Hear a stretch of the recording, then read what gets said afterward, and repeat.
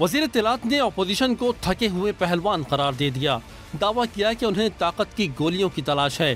Press conference के दौरान वज़ीर इत्तलात ने बिलावल भुट्टो को भी तनकीद का निशाना बनाया। दावा किया कि बिलावल भुट्टो लड़काना की सियासत से वाकिफ नहीं तो पाकिस्तान की सियासत क्या जानेंगे।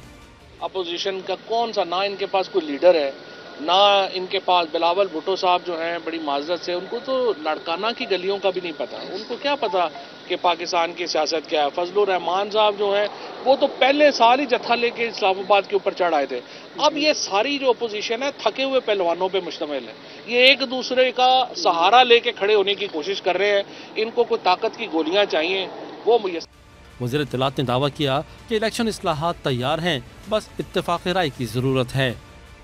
मैकेनिज्म हर चीज़ बन चुकी है, हम सिर्फ अब उस पर इत्तेफाक राय करने की कोशिश कर रहे हैं। और देखिए, जिस तरह मैंने अर्ज़ किया, हमारा ज़ाती मसला नहीं, हम ये चाहते हैं कि तमाम कुव्वतें इसमें शामिल हो। और जिस तरह से मैंने आपको अर्ज़ किया, पाकिस्तान के अंदर एक ऐसा निज़ाम लाना चाहते हैं जिसमें इलेक्शन हो तो कोई उंगली ना उठाए।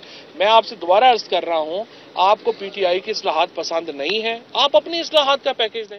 वज़ीर आज़म इमरान खान की ज़ेर सदारत कोर कमेटी के इजलास पर ब्रीफिंग देते हुए वज़ीर इत्तलात ने बताया कि इजलास में अवाम को रिलीफ देने के लिए इक़दामात, मुल्क की सियासी सूरत हाल, कानून साजी के उमूर, इंतज़ामी मामलात और बल्दियाती इंतख़ाबात की तैयारियों पर बातचीत की गई।